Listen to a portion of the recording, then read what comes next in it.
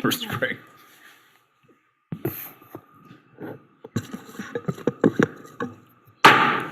I call to order this regular meeting of the Mount Pleasant City Commission on Monday, April 11th, 2022 at 7:00 p.m. Please rise for the pledge.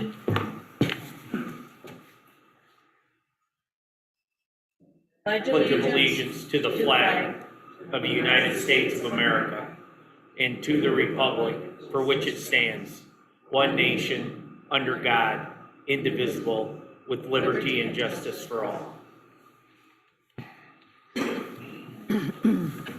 Clerk Bauk, please take the roll. Commissioner Alsteiger? Here. Commissioner Asman? Here. Commissioner Ake? Here. Commissioner Ronan? Here. Commissioner Bush? Here. Vice Mayor Simon? Here. Mayor Perschbacher? Here. We have a quorum. All right, we have a quorum. We'll continue with the meeting. Today, we have the pleasure of being introduced to Mount Pleasant's newest police officer, Chris Leonard, and paid on-call firefighter, Chris Ferreira. Director Loria, I give you the floor for these introductions. You can call me doctor. I'm okay with that. Yeah? Okay. Good evening. Before we swear in Chris Leonard, I'd like to share some information on our latest police recruit. For the past 13 years, Chris has worked with the Isabella County Sheriff's Department, where he served as a corrections sergeant and a road patrol deputy. Chris is a graduate of Delta College Police Academy and earned a Corrections Academy certificate from Mid-Michigan Community College. Chris, if you would please turn, raise your right hand and repeat after me. I, Chris Leonard, do solemnly swear I, Chris Leonard, do solemnly swear that I will support, defend, and uphold that I will support, defend, and uphold the Constitution of the United States, the Constitution of the United States, the laws of the state of Michigan, the laws of the state of Michigan, and the ordinances of the city of Mount Pleasant, and the ordinances of the city of Mount Pleasant, to the best of my abilities. to the best of my abilities. Congratulations, Chris. You are now a certified police officer of the city of Mount Pleasant. You can sit. Well, thank you, everybody. This is a very exciting day for me. I'm very honored and proud to be joining such a strong team, being the Mount Pleasant Department of Public Safety. I would like to extend a sincere thank you not only to the Department of Public Safety, but to all the city department members as a whole for being so welcoming of me. I'm very excited to be starting this new journey and serve the members of the city of Mount Pleasant to the best of my ability. Thank you. I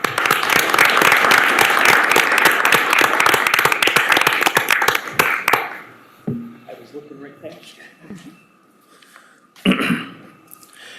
Next, it's my pleasure to introduce Chris Ferreira, who recently joined our paid on-call ranks.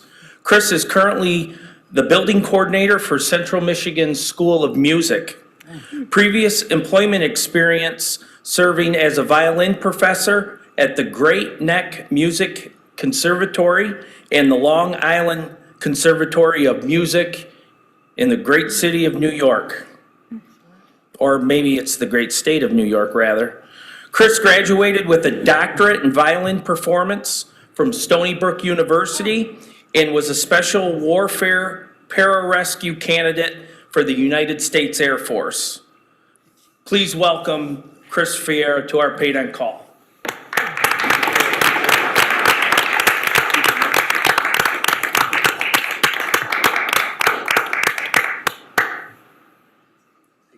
You don't want to say anything? Wasn't planning on saying anything, but thank you all for having me. I'm very excited to get to work. That's it.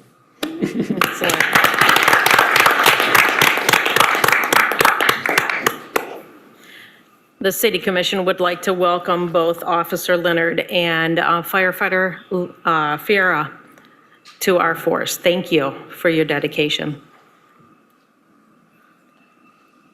Okay, at this time, the city, with the help from the Saginaw Chippewa Indian Tribe 2% grants, offer a program called Neighborhood Mini Grant.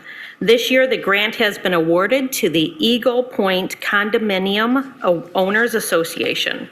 I'd like to give the floor to Jacob Kane to present the award. Mayor Perschbacher, members of the commission, good evening. As Mayor Perschbacher indicated, the city has an endowed fund that was created with the help of the Saginaw Chippewa Indian Tribe to support neighborhoods and to encourage the creation of neighborhood groups. This first request of 2022 comes from Eagle Point Condominium Owners Association, and it's to fund beautification efforts in their neighborhood. They'll be installing landscaping and common areas to screen utility infrastructure within the neighborhood, and the grant award is in the amount of $669.42. We do periodically award these grants on a rolling basis, so if there are any groups and neighbors in the community that are interested in taking part in this program, they can reach out to the planning office to learn more. We do have Cindy Warba, who is the president of the Condominium Association, here tonight to receive the check from Mayor Perschbacher.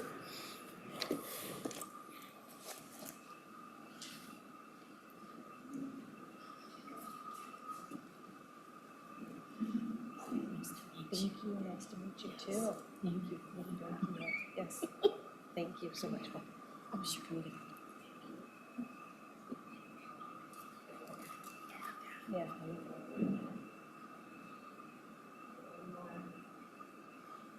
Thank you.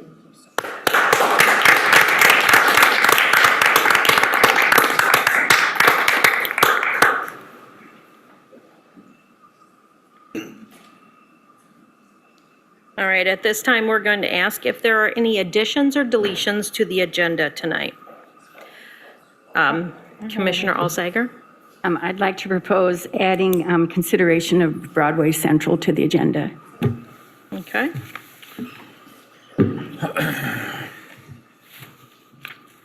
So you want to add that to new business as 23? Thank you.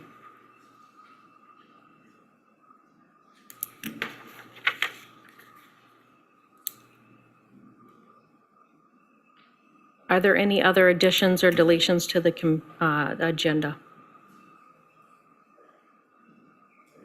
Okay.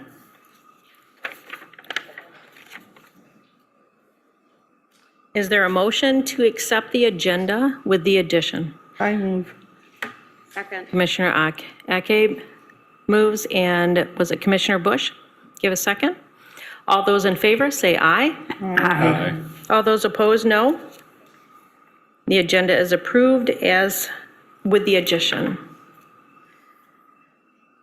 At this time, we will open the floor for public comment on agenda items. Have we received any emails recently for the public comment?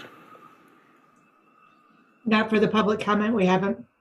Okay. If you wish to make a comment, please step to the podium, state your name and address before your comment. If you're joining by Zoom, use the raised hand feature or the *9. If you're joining Zoom by phone, once you have been recognized, you'll be moved in. To be heard, please state your name and address before the comment. If you are here for any of the public hearings, I ask that you wait until the public hearings to give your comments. Do we have anybody in Zoom that would like to comment at this time? I'm seeing no raised hands. Okay. Anybody in the public would like to give a comment at this time? All right, I will close the public comment. Manager Dissents, please review the receipt of petitions and communications. Yep.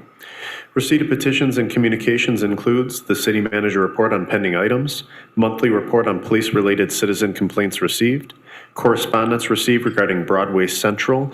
At the time this packet went out, there were 14. Correspondence received regarding proposed marijuana ordinance amendments. At the time this packet went out, there were 10. More has been placed in front of your seats as well. And then also minutes of the Traffic Control Committee January and March meetings. Okay.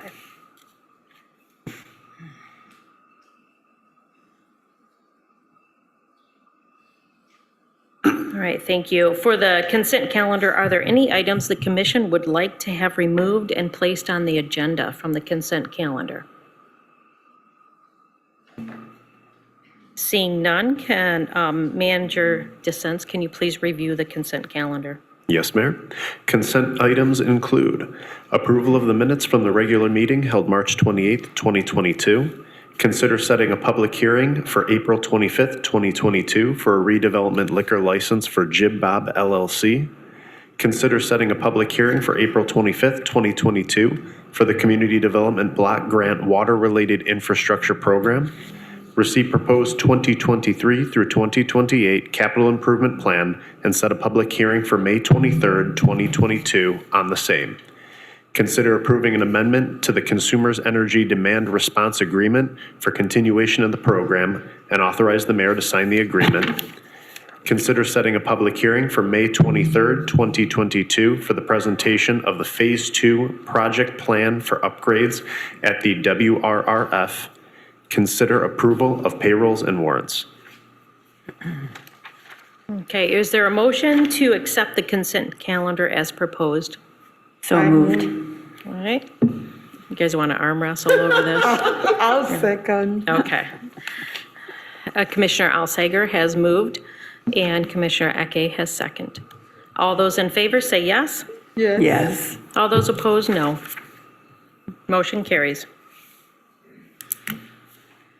Okay, so we have come to our first of 6 public hearings tonight.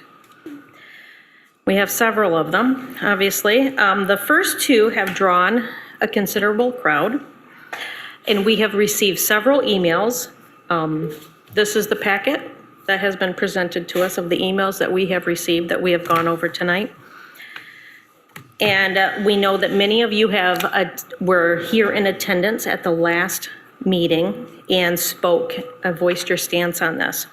What I'm going to ask right now is that those that are in favor of reciprocity to please stand or raise your hand so that we can count you. Anyone that is in Zoom, please use your raised hand feature to also be counted at this point, just so we can get a tally of who is in favor of reciprocity. Okay. Keep your hands up while we count.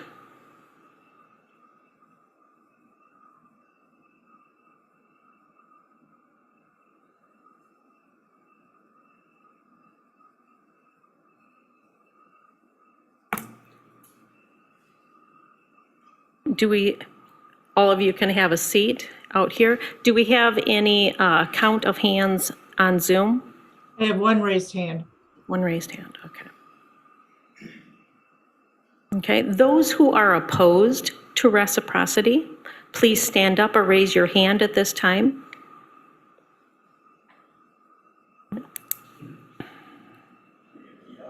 That's okay. Do we have any hands on Zoom? No, we do not. Okay. Because we have so many here and we have 6 of these these public hearings to be heard, what I'm going to ask is that if you have new information or information that you feel we have not heard yet, please come forward to the podium, state your name, your address, and you will be given 5 minutes. We have a tally of 24 for reciprocity and 1 against.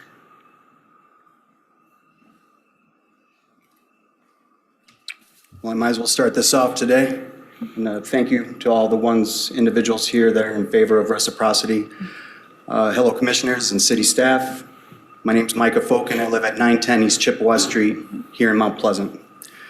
Tonight is a very, very important night for the future of Consano, which is a locally owned family business in downtown Mount Pleasant.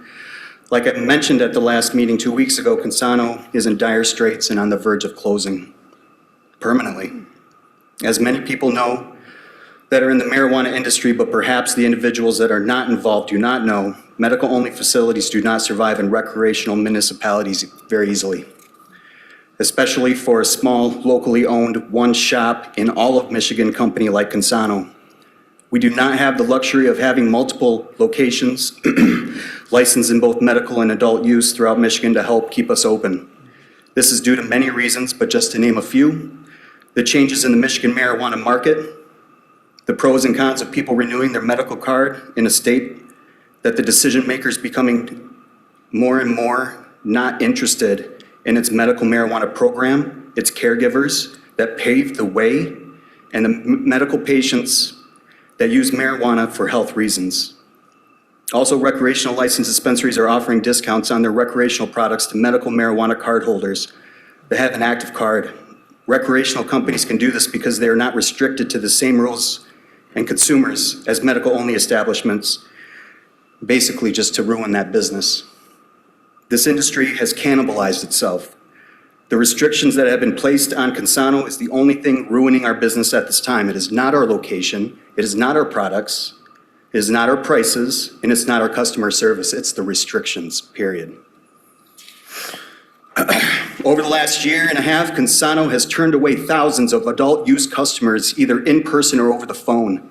Not to mention the potential thousands of individuals that figured out that we are not a recreational licensed facility and didn't bother to call us or stop by our shop to see, or because they seen online that we are medical only.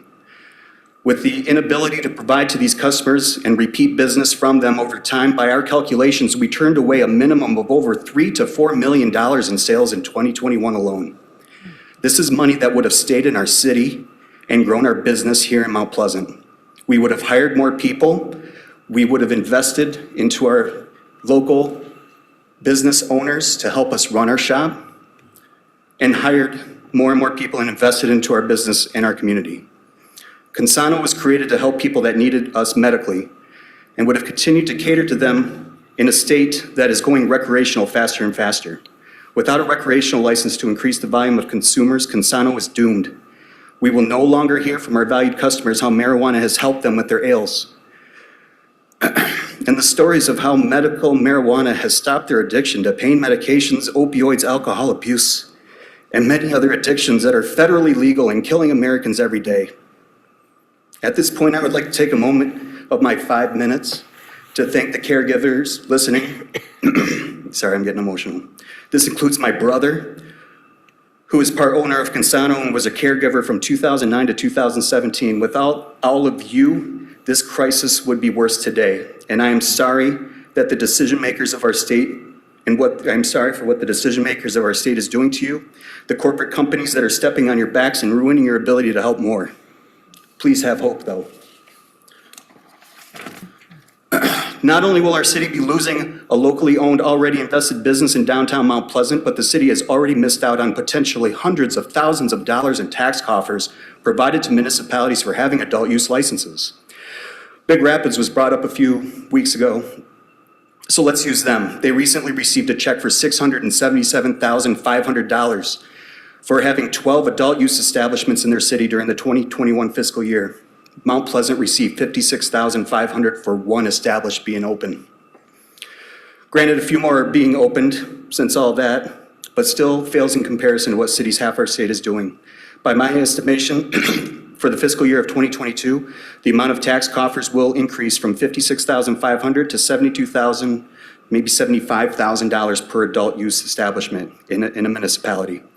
Currently, Pure Options in Consano could potentially be open for adult use before the end of 2022 fiscal year, depending on how you vote tonight. Just think what that can do for our city. I think there are individuals here who would actually like to talk a little bit more about that tonight with you. Consumers deserve choices. Currently, there are 5 retail establishments in Mount Pleasant. Having all 5 with the ability to do both med and adult use will provide marijuana consumers choices on where they would like to take their business and hopefully prevent any of the illegal distribution of the product that is untested and unregulated.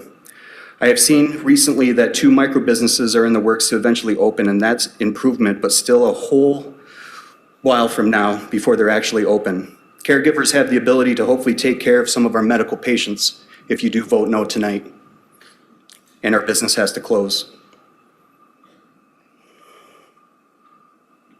Regardless if that's the case or not, at least figure out a way to give the adult use market here in our city more choices to choose from that is safe.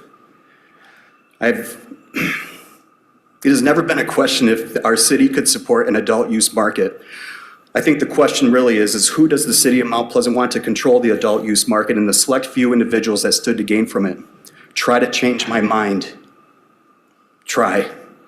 And slightly maybe prove me wrong tonight by voting yes on reciprocity, along with the other amendments that need to be fixed. Thank you.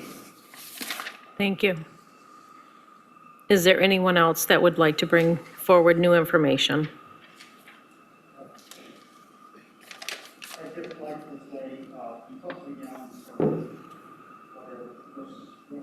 Reciprocity?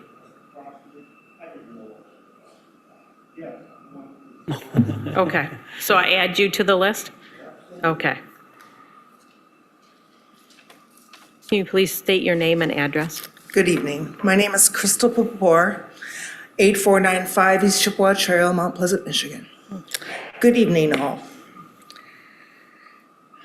It's my understanding that the City Commission voted to award recreational marijuana licenses to large corporate businesses other than 2 established medical marijuana small businesses in Mount Pleasant.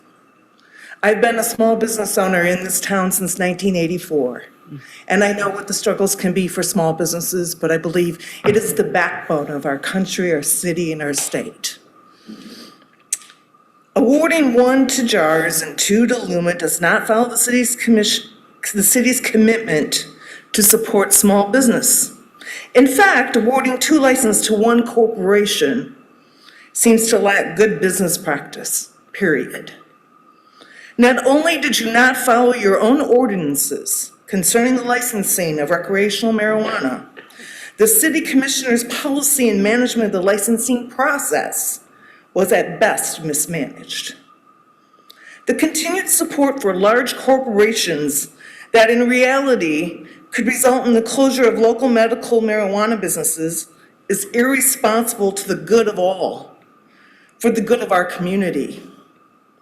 Small businesses have a difficult time competing with large corporations. The established local businesses would keep revenues in our community, whereas Loom and JARS will funnel those funds to other areas than our city. As a taxpayer, as a business person, I cannot understand why the city would limit their revenues from the state of Michigan that is determined by the number of growers, manufacturers of product, or retail businesses that sell marijuana products. It's my understanding that approximately $56,400 per business per year would be issued to the city of Mount Pleasant. That dollar amount will only likely increase in time. Doesn't the city need $112,800 additional revenue locally? At the end of the day, I would like to see the city commissioners award recreational licenses to the local established medical marijuana businesses. This would support local business, give the citizens choices of stores to purchase their products, not from big corporations, but from local small businesses, and increase the city's tax revenue. Please just do the right thing. Thank you for your time. Thank you.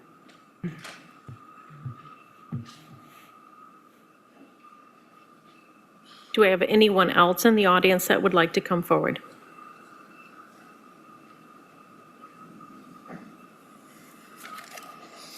Hi, my name is Alex Ludwicek. I am a bud tender and manager at Consano. And given that I work for Consano and have worked for Consano since we opened and will potentially be working at Consano when we close, I came here tonight with a lot to say. Thankfully, though, we've got some strong support from members of the community. A lot of those points have already been made. So in the interest of avoiding repetition, I'll just say this. There are roughly 780 individual named and documented strains of cannabis. 780 unique and identifiable versions of the same plant, just the plant, before it's then taken and turned into any of the dozens of kinds of products it can be made into. I mention this because I can assure you every dispensary in town carries a product that the other 3 do not. I say other 3 because Loom as a corporation creates their own products and does everything they can to only carry their own branded goods. which means that essentially both Loom locations are the same store, we just have two versions of it. But even then, Loom as a company still brings their own unique offering to the market, as do each of the other 3 dispensaries. Consano, however, is unable to provide our unique offering to the majority of the market, and the medical market we were able to participate in is quickly disappearing. We were excited to and took pride in curating a selection of products that offered a variety of options at competitive prices. The only limit on offering new brands or new products was the budget. But being a locally owned single location company means that our budget is directly tied to our busyness. Unlike other dispensaries in town, we don't have a corporate headquarters or dozens of other locations to pay the bills if this location is struggling. And this location is struggling. Consano is not failing because of the products we offer. Consano is not failing because of the prices we offer those products at. Consano is not failing due to a lack of demand. We turn away customers looking for recreational sale every single day, today included. We are not failing because we're not failing. We're being choked out. And if someday Consano closes its doors having never seen a recreational license, the one thing that I would like to be perfectly clear is that we have not failed, the system has failed us. Thank you. Thank you, Alex. Is there anyone else that would like to come forward?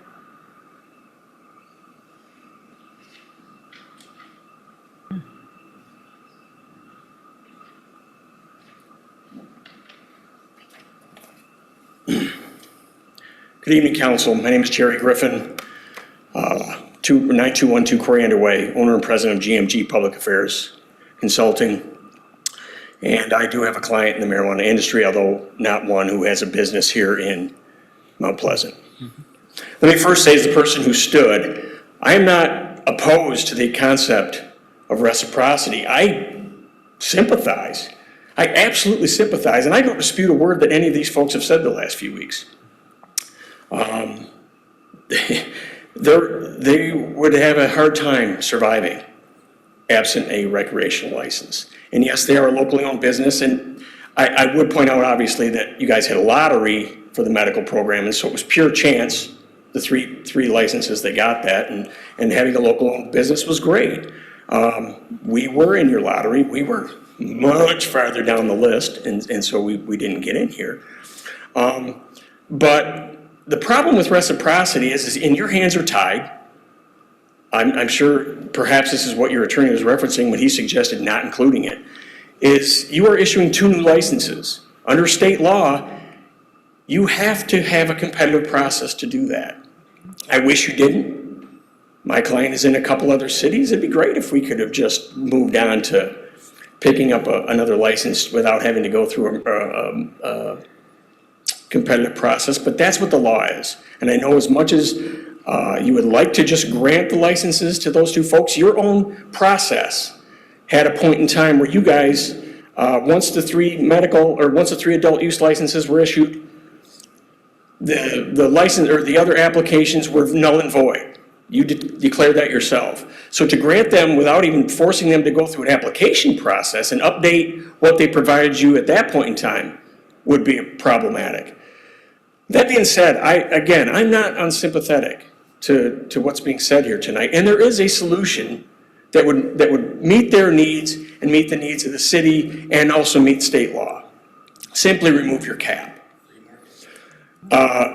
If you seem to, and I don't remember the numbers, I know at the lottery you had like 58 applications. For adult use, I think you had 10 or 11. So I think you'll see that, businesses were already here once. They probably have moved on, probably not paying a whole lot of attention. And plain and simply, there's going to be a competitive advantage for those that are already here. And if you seem to think that there's going to be 15 or 20 that are going to open here, it's just not going to be the case. We're a business just like anything else. We're going to look and see if the market would support it. There's not 10 McDonald's here in Mount Pleasant. And there's a lot more customers for McDonald's than there are for marijuana. It's a niche product, much smaller market. I don't think you'll see the city overrun. You've got zoning in place to limit the number of facilities. So I would simply suggest remove your cap. That way the local businesses that are operating here, the medical, but they are going to get their license. If anybody else wants to come in and try and compete in a market where you already got 5 operating, we can do that too.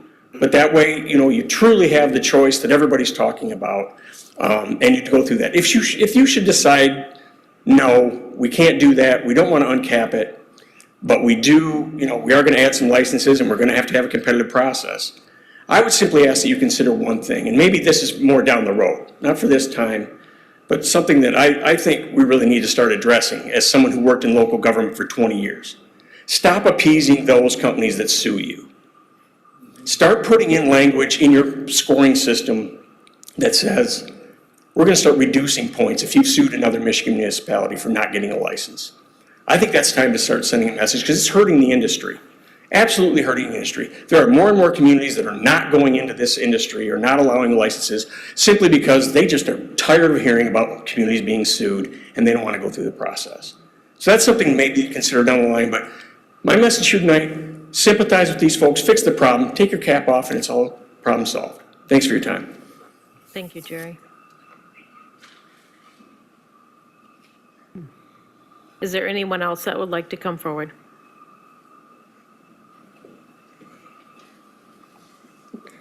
Hello, everyone. My name's Kyle Zimmerlow, and I live at 512 apartment number 4 on May Street. And I've been a student up here at Central for about 3 years, and I'm also a medical user. I have my card. I've also had it for quite a while. And I kind of watched as Loom and Jars, they kind of came into Mount Pleasant and are almost kind of forcing people to go there because when I first came up to Central, there was very limited choices, and I would go to Consano here and there, just support the local business. And now, buying my medicine objectively, I tend to look for deals, and small local businesses like Consano can't keep up with those type of deals because big corporations like Lumen and Jars are coming in. And honestly, I haven't renewed my medical card for that reason because I can go to Jars, sure, I'll wait 30 minutes, but I'll get a recreational deal that still beats Consano, and that's sad because that's a local business. And I just I don't know, as a student, I just feel like that is kind of almost sad to watch. And I feel like there's more people in that mindset, and that's kind of all I have to say. So I'm in big favor in form of reciprocity. Thank you. Is there anyone else that would like to come forward? Yes.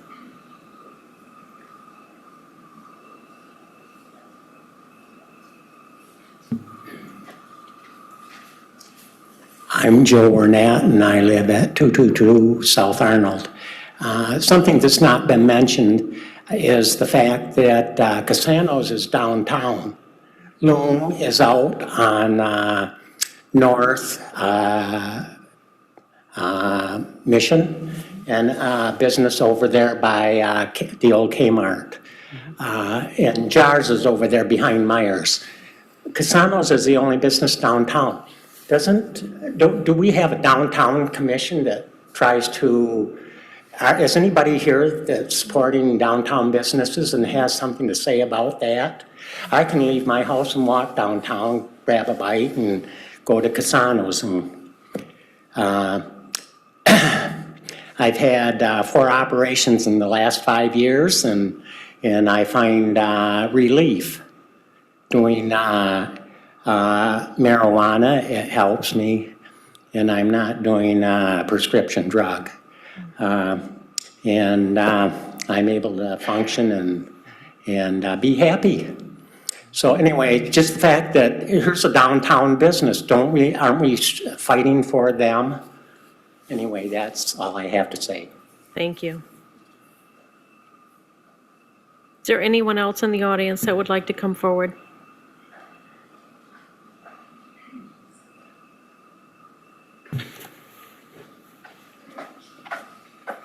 Hi, I'm Stephanie Turpinine from Clare, Michigan. My address is 611 Schoolcrest Avenue.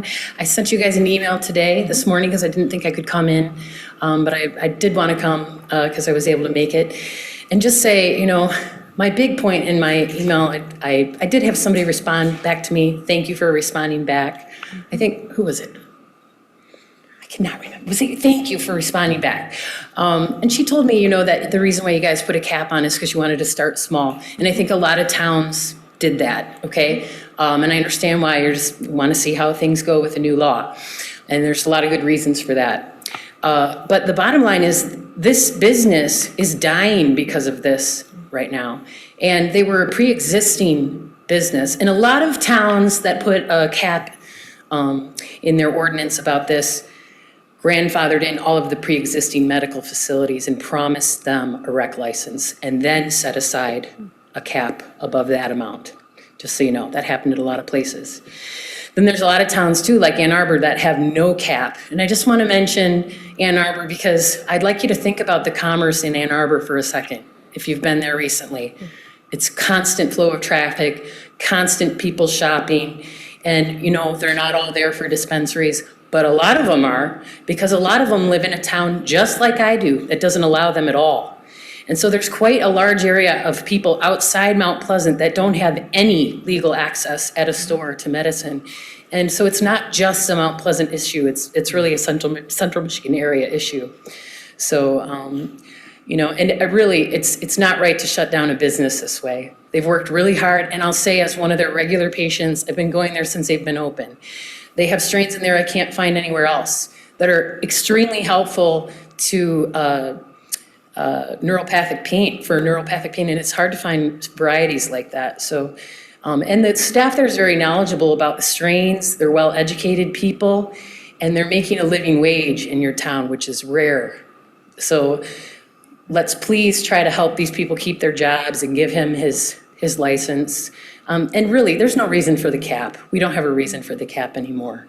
I think we made it through our first few years here well, and there's not been any big problems. There's been no big changes with accidents or anything like that, if you're worried about those things. So anyway, let's support Constantine and let them stay open, please. Thank you. Thank you, Stephanie. Is there anyone else that would like to come forward?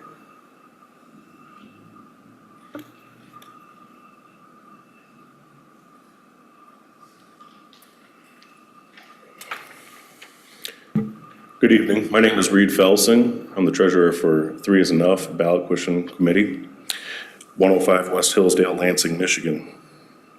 I'm here today not necessarily to talk about, as the other gentleman pointed out, is reciprocity, but really 2 main points is legality and process.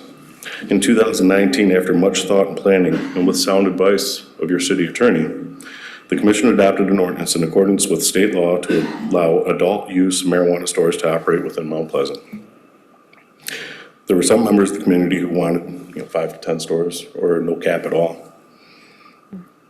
But a vast majority of the citizens and commissioners decided it was more appropriate for this community to cap that number at 3. Everyone knew that limit was 3, and everyone knew the rules of the competitive process before they chose to participate.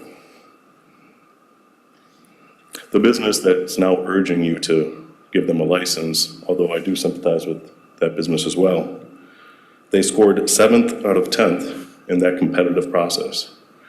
If we were to move forward, what are we considering for the 4th, the 5th, and the 6th in that process?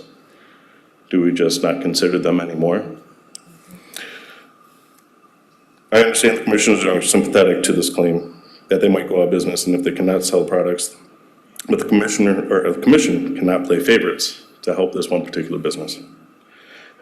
And don't let them think that all existing litigation and controversy will go away after you give out 2 more licenses. In fact, it will only increase. Counting the Consanto lawsuit, the city is now defending 3 separate cases involving 6 of the 10 applicants. If the commission decides to add 2 extra licenses now, that will not only blatantly violate state law that prohibits municipalities from favoring certain applicants, it will also make the city's attorney's job much harder to defend the current lawsuits and almost certainly prompt even more lawsuits. Put yourself in the shoes of the other businesses that applied for the license, paid the $5,000 fee, just narrowly didn't get enough points. Those 4th, those 5th, 6th scores that we're talking about of the 10 applicants from before. Now, almost 2 years later, commission considering awarding additional license, but not to those next best applicants, but to the number 7. Point is, the Mount Pleasant cannot buy peace by simply awarding 2 more licenses. If you award 2 more now, there will be more litigation, and you'll likely wind up with at least 8 to 10 stores, which is 3 times the amount the commission and the public decided was appropriate for this community at that time. Besides Consanto's claim financial troubles, none of the circumstances have changed. In fact, the city has only 3 open stores for a few months. All the pending litigation is the elephant in the room that Consanto wants to ignore. But even if all those pending cases have never been filed, deciding to double or triple that number of the stores essentially overnight is also a reckless policy decision that would undermine all the thought and effort that went into implementing the process to begin with.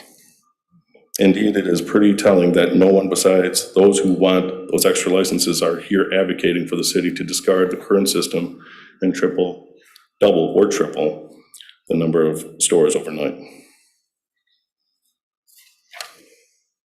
I just ask you to please give more thought and not to rush into such a huge decision. How many hours of meetings and discussions were settling the cap at 3? Now, after Consanto has run up to the city's legal bills with lawsuits and frivolous appeals, the commission is seriously considering just flipping a switch and again, doubling or tripling the number that was initially in place. Thank you. Thank you. Is there anyone else that would like to speak? Yes. First of all, thank you very much for the time, City of Mount Pleasant's Commission. I'm very excited to be addressing the board once again. We've heard a lot of different arguments today. Can we get your name and address, please? Oh, yeah, sorry. I just thought y'all knew who I was. I'm Bob Bush. I live at 422 South Washington Street.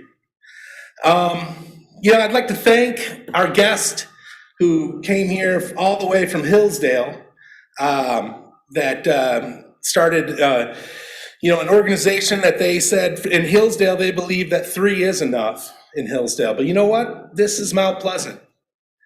And the people of Mount Pleasant have over and over tried to speak that they want more licenses. They want this to be moved on. They're looking at you. Now, yeah, there was a history before of timing that, before, when the board had people on it that didn't know as much as they do now, that might have been a little bit scared because marijuana has been taught to be scary, right, beforehand. But it's really not. So yes, we've got a group that's telling you that what happens if you triple the amount of stores overnight? What happens if you triple the amount of stores overnight? First of all, one lawyer said that's not even gonna happen, all right? Well, the second lawyer scares you and says, oh no, they might triple them overnight. And you might have more stores that give us tax money to fix our roads, to pay for our wonderful parks. The people of Mount Pleasant want movement on this. We want more businesses in our town that allow not only the retail sale, but maybe the consumption. Maybe we need to embrace this as part of the American culture and embrace this as part of who we are. And maybe we're inviting businesses downtown that want to have retail on the bottom floor and don't have accountants on the bottom floor with cubicles. Maybe they want maybe we could have businesses that bring people downtown and use our parks. And it starts by getting it done right now. Remove the caps. I mean, nobody sat up here and advocated for remove the caps because most of us didn't know that you could just blow the caps off and not worry about it. So remove the cap. Do reciprocity. Do reciprocity, get sued, and because I know it's probably going to take 4 or 5 months for us to throw the caps off. But the people have spoken time and time again. We tried to put signatures together, to put it on the ballot, so our voices could be directly heard, and some AstroTurf from Hillsdale stopped it because of a tiny little bit of language. And so I'm telling you, we need to move on it, and we need to move on it as soon as possible. Thank you very much. Thank you. Is there anyone else in the audience here that would like to speak? Is there anyone on Zoom that would like to speak at this time? I'm going to move Caleb Perry in. Thank you.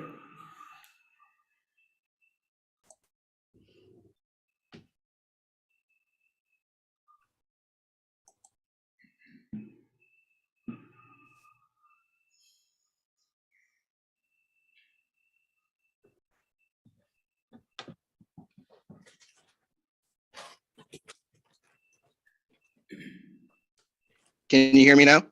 Yes, we can. All right. Caleb Carey, 910 East Chippewa Street, Mount Pleasant, Michigan. I am an owner of Consano. Obviously want to talk about the reciprocity. I appreciate everybody who showed up. It's overwhelming support. I felt like I knew deep down inside if people were informed about it, they would understand where we're coming from. The only dissent is really an attorney that was from 3 is enough. Understandable. And him mentioning lawsuits is he essentially sued the city earlier about this with the petition, where we did try to get this to the people, and they were able to undermine that at the appellate level over the petition not saying the signer has to sign it at the end, even though it was notarized and turned into the city the same day that it was notarized. But little things like that, I guess, can kill a petition when high-level attorneys are attacking it. He's trying to and say you can't give out an unfair advantage, whereas my speakings with the MRA, the city is allowed to set the criteria. You could have set 50, 60 points for an already existing med location. I would encourage to speak to the MRA if that's a concern. But the city should take a stand and say it wants to support already existing businesses that had skin in the game from the get-go, that have invested a lot of money, turned a dilapidated building that hadn't been used in decades into a brand new building. And just for the continued support of just local business. And I'd like, again, I'm grateful that we had so much support. Thank you. Thank you. Is there anyone else in Zoom that would like to speak?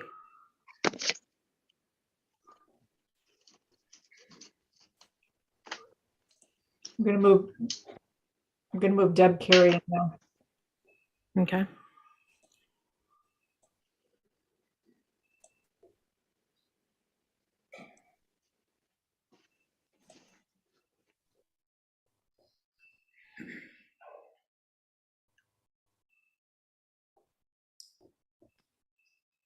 Hello.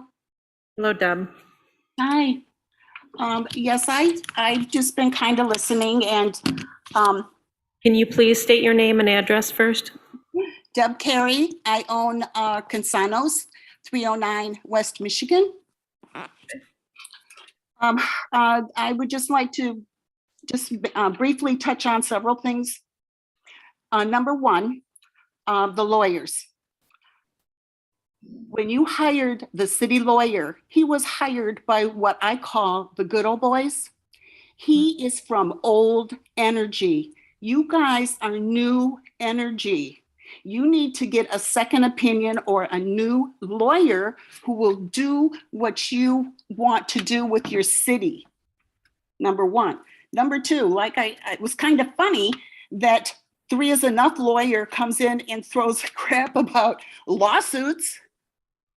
And also maybe mention that his partner, Kevin Blair, is a lawyer for Loom. And if you don't believe me, look at the interview of Loom when they were first being interviewed for their license. Kevin Blair. That being said, you can have reciprocity. I talked to several. And one was, I shouldn't say it because he doesn't like to be quoted. And so I'm not going to, but he was very happy. Reciprocity is a very creative way to get around the contest. And the contest, I put in quotes. The contest should not be who has the biggest you know what. deep pockets. The contest should be what the city wants. You don't have a homecoming queen coming in from Colorado to be homecoming queen in Mount Pleasant. No, there's certain criteria that you can establish within the community. And a couple suggestions would be, one, tax paying. Have you paid taxes for more than 1 year? You get 1 point. More than 5 years, 2 points. More than 10 years, 3 points. And residency, 1 year, 1 point, 2 points, for over 5 years, kind of like that. The reason we came in 7th is because we reconditioned a dilapidated building, and I got beat out by deep pockets. If I would have built something new and put $5 million into it, the land changing hands alone was over $1 million. All the contractors legally got their hands greased because they did the building. I understand why I lost. I could not compete. And that should also remind you of when you do make this quote unquote contest. If anything, I should have sued over that, because how can I compete? How is that fair for a small business person already established to have to build a new building in order to get the asset contribution or whatever, however that came out? So anyways, I don't think it's fair. I think the city, if they do want to go to contest, shouldn't have to be. As a matter of fact, Andrew Brisbow's office will tell you, if you want to do a lottery, you can do that. It doesn't have to be the kind of contest these lawyers are trying to sell you. And my last point, because I know I'm running out of time, is I think you should go with reciprocity. You know why? Because it's new. Jacob Kane was very brilliant when he came up with this as a quote unquote housekeeping task. It's like the Dewey Decimal System in a library. Do you have more books if you go by the Dewey system, or if you go by the alphabetical system? No, you are doing a housekeeping task of putting those licenses together, which is what people are doing now because it makes sense. Putting the licenses together and then going from there, it will clear up a whole, and why even bother to separate it? If you separate it, it doesn't even make sense for the rest of the changes other than to update them to meet the new requirements. But this will keep it with the housekeeping, and it takes the contest out of it. You should let it be challenged. You should let people know who's trying to come in and manipulate you. People need to know that, and then people can boycott them. Because what 3 is Enough did was outrageous, and it should have been screamed at. And what did you guys do as city commissioners? Nothing. Where was the rage? And you know what? 5 months later, you give them a friggin' award. Shame on you. Shame on you. Well, anyways, I'm sorry, but this has been very rough. I invested in my hometown, and this is your hometown too, and you don't need these friggin' lawyers coming in and telling you how to run and what's legal and stuff. You will be surprised if you just call Andrew Brisbow, have him come in and talk to you as a group and tell you what their vision was. The contest, the idea was to keep people from winning a lottery and then selling it for $1 million. The contest idea was to make what's important to the community of value and get points. It wasn't to see who had the biggest, deepest pockets. That was old energy commissioners. Old energy commissioners. And you're not them. You are a completely different light. You are a completely different energy.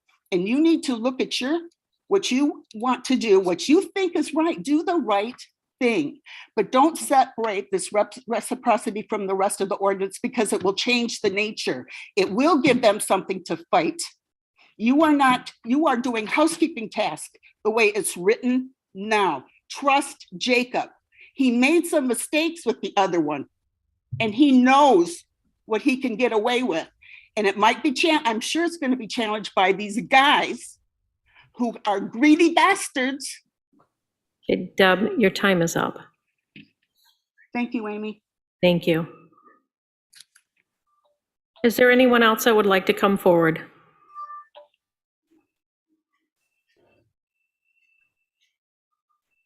Hi there, my name is Anderson Stobie Freeman, and I live at 201 South Fancher Avenue, right here in downtown. So I basically just wanted to say that in being here at this meeting, I noticed that a reframing of the issue is not that the Consano should now be awarded a license. It is that they should have been awarded a license in the first place because they should have been grandfathered into the system. Other companies have done this. Other places have grandfathered in their companies. Other cities have chosen to do that because they are one of the first investors in the industry. They're one of the first investors in our community in this industry. And I think that that is what we need to focus on, is not that they are being awarded something after the fact. It is that we are righting a wrong in that they should have been awarded something in the first place because of their support of our community. Thank you, Anderson. Is there anyone else on Zoom that would like to speak at this time? There are no other hands. I do have an additional 8 emails that have come in since the one on your dais. Excuse me. And there's 7 in favor of reciprocity and 1 opposed.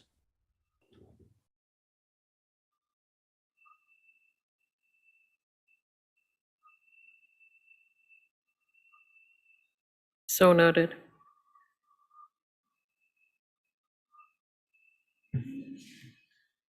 Is there anyone else that would like to come forward at this time? All right, then I'm going to close the public hearing. And I'm going to ask that the commissioners bring forth any questions, comments, anything at this time. Any thoughts? I would like to hear a recommendation from the city manager, if I could. Okay, city manager. Yeah, my recommendation on this item is to not move forward with reciprocity. Certainly a number of arguments have come forward here, but some of the arguments against it and really why I'm bringing forward this recommendation is because of the legal risk. It's because that it is a possibility that if we move forward in this fashion, that we could find ourselves in court and continuing to fight a number of court cases. The city's already spent a lot of money on fighting these court cases. And so my recommendation is to not move forward with reciprocity. Okay. Commissioner Alsager? Tonight I was prepared to support reciprocity, and I think in my heart that's still a good thing to do, but assuming that it might not have enough support within the commission, I do think we now have thought of at least another option to remove the cap. I would still Commissioner support. Ake? Sorry. Raise your hand. Commissioner Ake, Please speak into your mic. okay, there we are.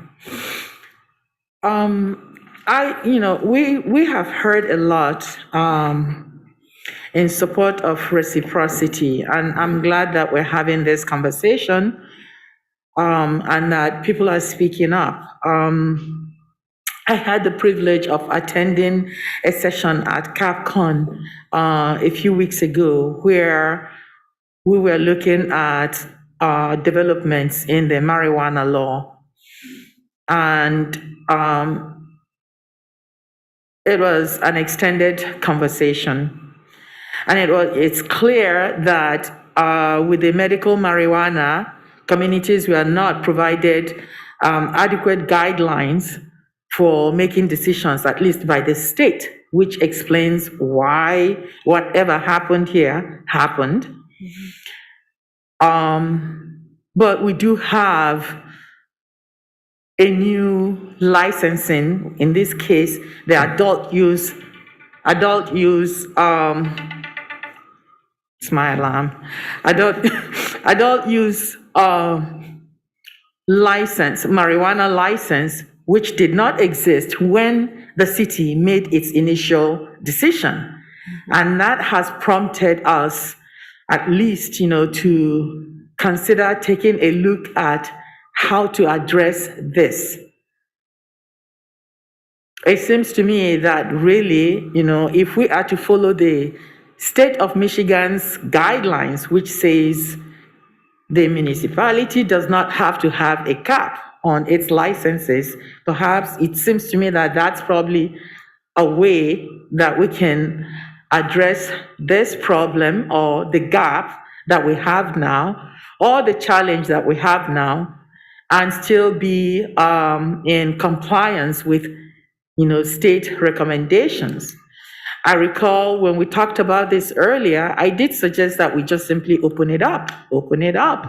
And if we open it up, therefore, we will still have to use the criteria, the competitive criteria that the state itself says we have to have when we make decisions regarding, or when we award licenses that deal with adult use marijuana. So I am going to suggest that we open it up and stay in keeping with the state's requirement that it be competitive. And we open it up, no caps. So let people compete. That is my suggestion. So I don't know. But anyway, that's it. That's my suggestion right now. Commissioner Bush?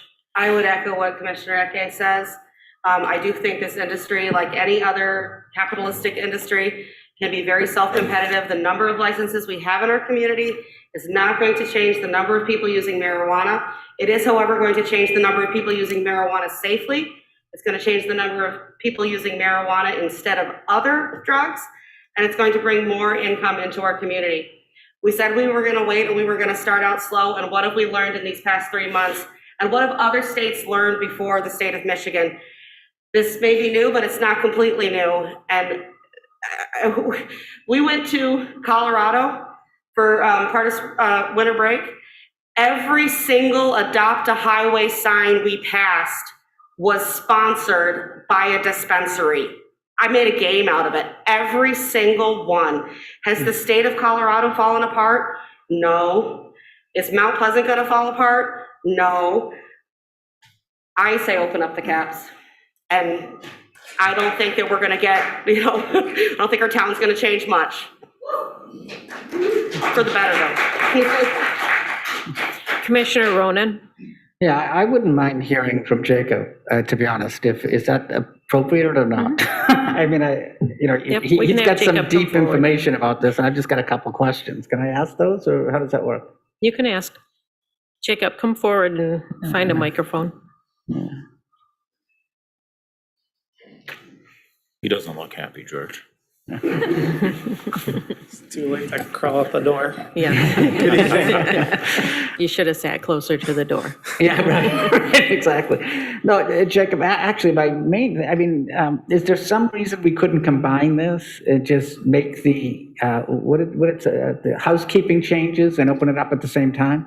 So say that people can sell both, the changes that are in this document now suggesting the reciprocity thing, that people can sell both, and then we take the cap off it as well. Is that possible?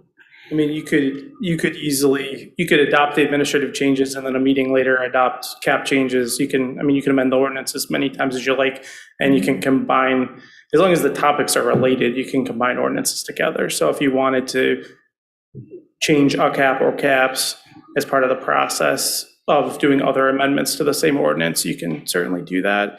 It's just not currently drafted that way. So I think if you wanted to move the administrative amendments forward, you could probably have us bring that back next meeting, and you'd need to bring us more direction on any other amendments that you'd want to make. I just wanted to clarify, because I think maybe, I don't know if this is maybe more to your question, if there were no cap on retailers, there wouldn't really be a function for a reciprocity allowance, because it would be an uncapped license type. So if somebody wanted the license type, they could just simply apply for it. I just also want to clarify, and I may be misunderstanding what was meant by having a competitive process, but if we don't have a cap, we wouldn't have a competitive process in our licensing regime as it's currently written, because that licensing process exists only for the capped license types. So as an example, we don't cap processors under our medical or adult use marijuana ordinances. And so when we receive a license for a processor, it's reviewed for completeness under the requirements of the ordinance for all license types, but the competitive criteria do not apply. So those competitive criteria only kick in when we have more license applications than licenses available at a given time. So if there was a desire to have more licenses available, but to still have competitive criteria in place, you'd actually be talking about raising the cap, not eliminating it. Is that what you meant, or did you mean more business competition? I got the impression that you were speaking business competition. I'm talking about business competition, but given what, we just heard, if we just simply removed the cap, then we wouldn't require the competitiveness. Is that what I'm hearing? No process.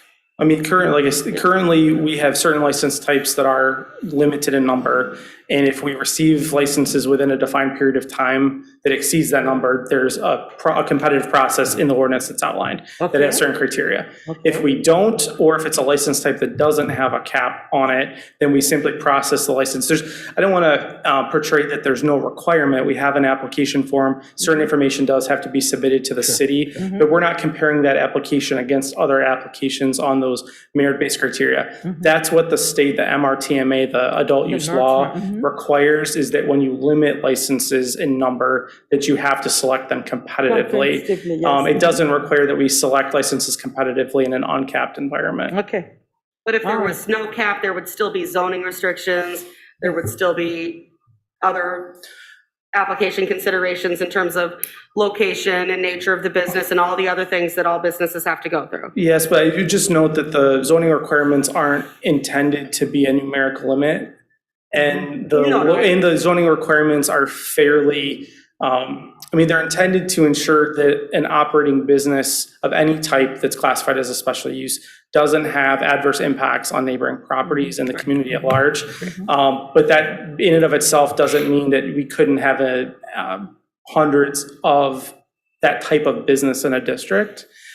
So I don't want to oversell, and I also would caution you to put the Planning Commission in the position of acting as a licensing board, because really their function is to look at the immediate impact of the business on surrounding properties, and they're more likely than not, in accordance with state law, they're gonna typically lean towards approval of a special use permit if an applicant's demonstrated that they're meeting the criteria in the ordinance. I'm talking about things that would be like extreme concerns, like churches, schools, that sort of thing. And to be clear, K through 12 schools do have a location buffer around them in our ordinance. The university campus through the SDU district, zoning district, has a buffer.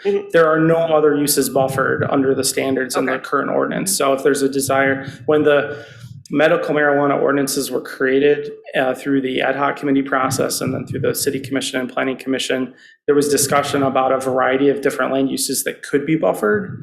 And the only land uses that were included in that buffering and that carried through to the adult use regulations was that K through 12 buffer and the SDU district buffer. Thank you. Can I ask one? Go. I just want to say one thing. It's a little frustrating to have a conversation. I know you three ladies can't see us sitting back here, but I've been sitting here with my hand up for 5 minutes, and it's just hard to get out my comments and my points. So I wish that we could respect that moving forward. Yes, please, raise your hand, let me acknowledge you, because we are not at the dais, and it does make it harder for everyone to know. Yeah, and I don't mean any offense to it. It's just, I know you can't see me, so. Okay, so who's going to put their hand up first? 1, 2, Brian? He should go. Commissioner Assman. He should go since he hasn't spoken. And that probably sounded harsh, and it wasn't my intent. It's fine. Understandable. It's hard to see me, so. Can there be a motion made to curb this for this evening? It is a large decision. Some new stuff has been brought to light. I would like to investigate some of that stuff because some people bring up some very good points. I don't know how you guys feel about it either, but I don't think this should be kind of shooting from the hip type environment. Commissioner Eke? I understand Commissioner Assman's request, I realize that in the interest of time, we could shorten this, but I do think that we need to discuss this just a little bit because some ideas just emerge right now. I'm fine with And then discussing we it. can, I just don't know if I still want to vote tonight. And I'm not suggesting that we vote tonight either.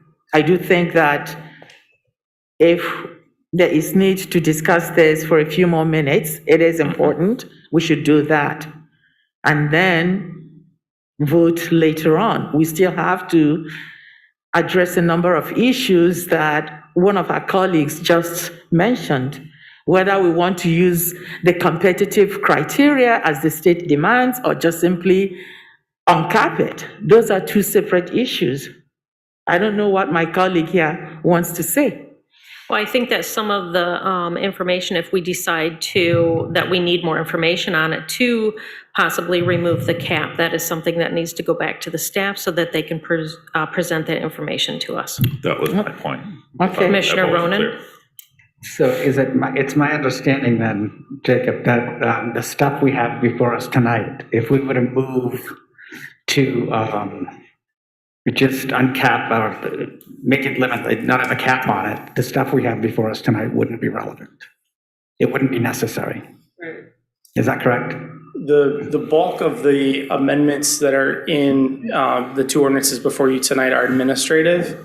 And so staff would likely, I would want to review them in light of that potential policy change. But I believe the bulk of them would still be recommended by staff to clean up. There's changes having to do with license transfers, changes having to do with the timing of renewal fees being paid. Those are all things we would still recommend regardless of the numeric caps.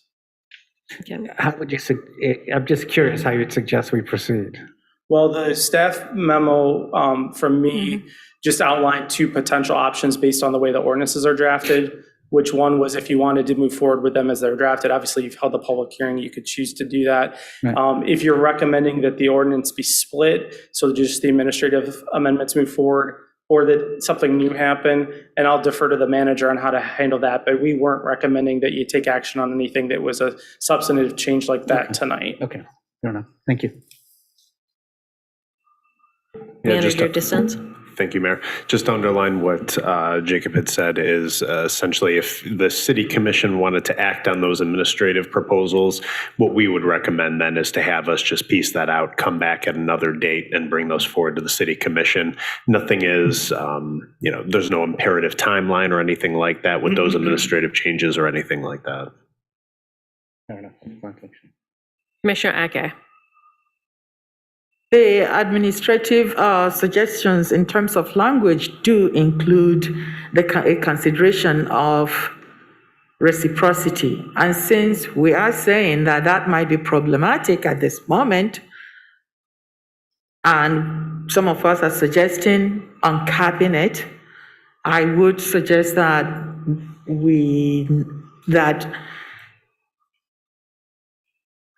the staff come back to us with, a different recommendation. My position is to uncap it. We can either uncap it or make it competitive. Okay, so are you motioning that we table this, return it to the staff to consider removal of the cap? Yes. Okay, do we have a I would support second? that. Do we have a second for that? Commissioner Assman supports that. At this time, because this is a public hearing, we are going to need a roll call vote. Commissioner Ronan? Yes. Commissioner Alsteiger? Yes. Commissioner Bush? Yes. Commissioner Eke? Yes. Commissioner Asman? Yes. Vice Mayor Simon? Yes. Mayor Kirschbacher? Yes. Motion carries. Okay. Now we're going to have to move on to the next public hearing, which deals with adult use marijuana establishments, and consider the approval. At this time, I'm going to open up the floor to anyone who would like to speak on this. If you'd like to come forward, please state your name and address. You'll have 5 minutes. Just if you're bringing forward new information that we have not already heard in the last public hearing. Is there anybody in Zoom that would wish to speak at this time? No raised hands. Is there anyone, would you like to speak? Micah is going to move forward. Hello, Micah Fokin, 910 East Chippewa Street, Mount Pleasant, Michigan. I guess I'm a little confused. We have the city planner that has spent time and energy on talking about and doing the reciprocity just to basically find out that this isn't something that can happen, if I'm hearing this correctly. I'm assuming that Jacob would have done the research instead of dragging our feet yet again. With the vote for no, Consano will be closing. If you shelve it, Consano will be closing. We've been open at a loss for months in hopes that the city would finally get things together and support a locally owned family business. And shelving it yet again is dooming our business. A vote for no, we will be closed in May. Thank you. Thank you. Is there anyone else that would like to speak at this time? Let me finish. Yes. I do support free market, 100%. And I think that's a really, really good jab to 3 is enough. If reciprocity can't happen, which we put our faith in Jacob in creating an ordinance that would actually work, to just find out that it's not, this is appalling. I have more faith in my hometown than this. But if you can't do reciprocity, at least do free market. Let the poor citizens of Mount Pleasant choose who they want to conduct their business with. Thank you. Thank you. Is there anyone else that would like to come forward? Is there any raised hands on Zoom? No, there are not. All right. If there's no one else that'd like to come forward, I'm going to close this public hearing. Commissioners, we're going to need a motion if there's no further discussion on this. I would like, Vice Mayor, Vice Mayor Simon. I don't even follow my own rules. I'm so sorry. It's okay. If we have discussion first, I'll wait to make a motion. Would you like to discuss something, or are you looking at making a motion? No, I was not going to make a motion. I would, is there another recommendation from the staff is what my question was on this. Is it any different than before? As far as my recommendation goes, my recommendation was to not move forward with reciprocity. Seems like the city commission is interested in moving forward and having the staff come back with a proposal to uncap the licenses. So yeah, certainly we would do that. And I think that would probably relate to the business that we're talking about here, obviously, is this one in particular deals with adult use marijuana establishments. So it seems like the city commission would probably want to do both then if that's the course of action. Okay, now Vice Mayor Simon was going to make a motion. Are either of you going to make a motion, or do you like to do discussion? Commissioner Ake. Commissioner Ake, I just simply have a proposal. Perhaps it's a question. Is that possible? Mm-hmm. The gentleman out there is correct in terms of, I understand his frustration. We're trying to do this fairly. I have a question, and it is, actually, I would like us to provide a time frame within which the city manager can come back to us with this information. Is it possible to handle this, to get this to us by the next meeting?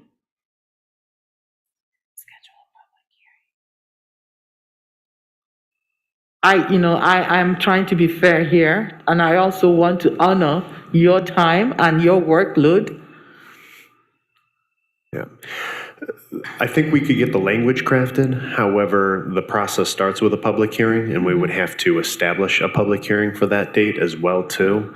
So I think that the language is a possibility. I'm just not really sure about crafting the language and being able to set a public hearing for the next meeting. I think what's more likely is I could get language together for the city commission's consideration for the next meeting in April 25th, and then setting a public hearing then on that date for the first meeting in May. I think that's a likely schedule. Okay, so it's a question then. It is up to my colleagues to, okay, thank you very much. Commissioner Alsager? I guess my question is, would you still want us to proceed with passing what you've already crafted so it cleans up the language that you wanted cleaned up? Thank you for the question. No, not at this time. What I would rather do is just, if we're going to move forward with another ordinance, let's cover the language that we wanted to cover with regard to what Jacob had mentioned, changing some of those dates and those wait times. Let's just cover that in the next ordinance draft that will be delivered to the City Commission. Okay. Vice Mayor Simon? I move that we table item 16 on the agenda, send it back to city staff to provide us with more information on multiple other options, like removing caps or other competitive processes, so we can conduct further discussion and analysis. Okay, do we have a second on that? I'll second that. I think we have the whole front row and most of the back. Whoever wants it. Yeah, pick a name. You can have it. Okay, because this is a public hearing, we'll have to have a roll call vote. Commissioner Bush? Yes. Commissioner Asman? Yes. Commissioner Eke? Yes. Commissioner Alsager? Yes. Commissioner Ronan? Yes. Vice Mayor Simon? Yes. Mayor Pushbacher? Yes, Motion carries. thank you. All right, on to our third public hearing for tonight, which is item 17. This is a public hearing on the Michigan Economic Development Revitalization and Placemaking Grant Proposal and to consider resolution of the same.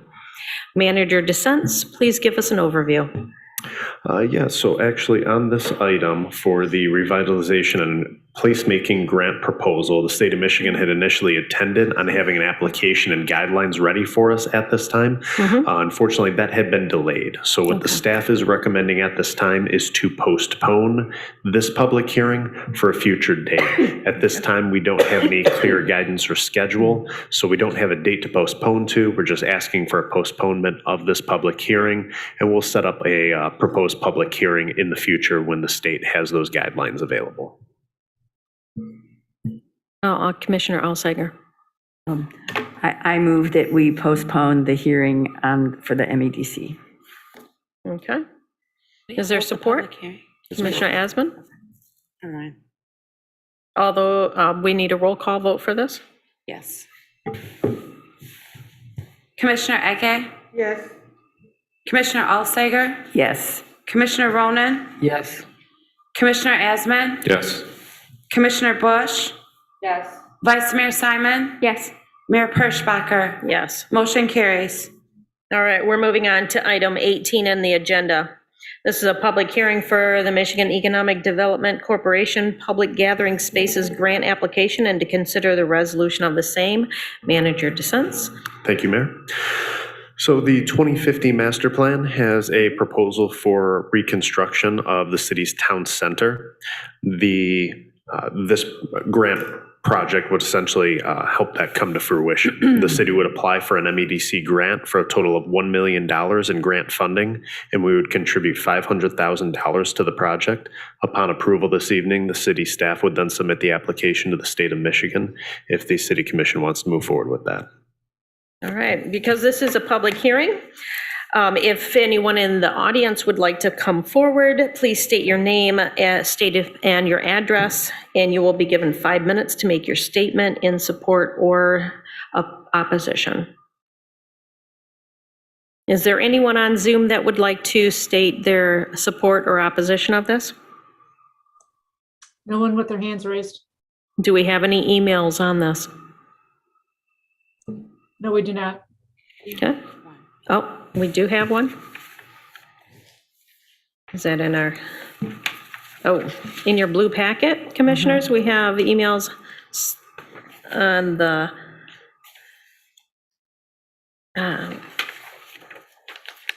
like we have an email from Chris Rowley.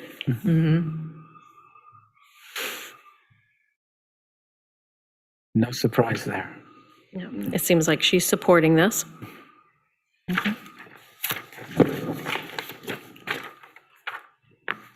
All right, is there any other communication on this?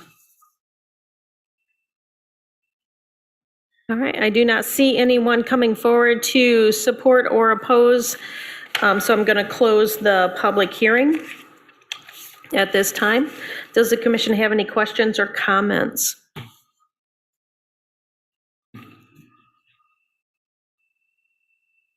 Okay, is there a motion to approve the Michigan Economic Development Corporation Public Gathering Spaces Grant application and the resolution supporting it? I So move. moved. Right, you guys are all jumping in. I'm going to say that Commissioner Bush supports. Who's going to second? I will second. Eke seconds. We will take a roll call vote. Commissioner Asman, Yes. Commissioner Eke, Yes. Commissioner Bush, Yes. Commissioner Alsager, Yes. Commissioner Ronan, Yes. Vice Mayor Simon, Yes. Mayor Perschbacher. Yes. Motion carries. Okay, now we are moving on to item 19. This is a public hearing for the text change to amend Article 7 of the Mount Pleasant zoning ordinance to update the definition of liquor store. Manager Dissents? So the Planning Commission is recommending a definition change to the city's zoning ordinance. This definition change will separate some stores that currently fall under the definition of liquor stores and more appropriately define those types of businesses. Okay. I'm going to open up the floor to anyone who would like to come forward to state their support or opposition for this change. If you come forward to the podium, please state your name and address, and you'll be given 5 minutes. Is there anyone on Zoom that would like to join us in this discussion? No one has their hands raised. Do we have any emails in support or opposition of this? No, we do not. No. I do not see anyone stepping forward, so I'm going to close the public hearing. Does the commission have any questions or comments? Commissioner Ronan. Yeah, I do. Manager Dissent, what is this solving? Is there some particular problem with the current definition? So we're changing it? Yeah, I think the problem with the current definition is that it really captures stores that aren't liquor stores within its definition. And so then those stores end up falling under any sort of guidelines or restrictions within our zoning ordinances that are to pertain to liquor stores, even though they themselves are not liquor stores. Has that ever happened? For the history on that, I would have to turn to the city planner, Mr. Kane, if he can speak to that. I'm just curious. I mean, it's, Commission, is there an existing store that is called a liquor store that isn't a liquor store? there are several businesses in the community that, as licensed by liquor control, are liquor stores by definition under our zoning ordinance. They haven't been treated that way in the past, but if we were applying our definition as written, they would be classified that way. So all we're trying to do is to broaden the exclusion so that it doesn't, as the Manager Dissent said, it doesn't capture businesses that the average person would not understand to be a liquor store. Thank you very much. I wasn't Jacob, sure. what is the consequences if they are captured as a liquor store? If there's So the zoning ordinance provides for basically three different classifications of uses. There's permitted uses, there's special uses, and there's special regulated uses. Special regulated uses have the strictest location standards, and they go through the most stringent review process, and a liquor store is one of the uses on that list. So if someone was classified in that manner, it just subjects them to a higher level of scrutiny if they were to expand their business or create a new business. Okay. And we really just, I suspect what happened, because I think this has been going on for a long time, is that Liquor Control just began changing their manner in distributing licenses after the city's ordinances were created based on kind of one licensing regime. And so we've got some hotels and restaurants that allow for a limited amount of carryout with that carryout license, and we define a liquor store as a place that has that carryout license.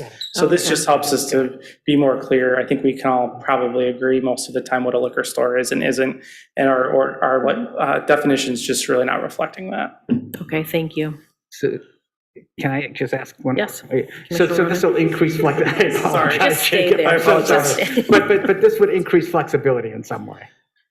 Is that true? Well, the intent is really to reflect what exists out in the community right now, where we have, those SDD and SDM are the license abbreviations. Those licenses are all over the community, and I would wager that the majority of the businesses that hold one are not liquor stores, but we currently define a liquor store as a business that holds that license type. Thank you. So this is I very have a helpful. question. Okay, before Jacob steps away. Yes, Commissioner Eke. Yeah, I actually have a question for him. So when you clean up the language or technically reclassify these existing businesses, I hope you'd inform them, because if they've been operating under the previous license, what then does that mean if when you clean up the language, are they still going to operate as they have operated in the past?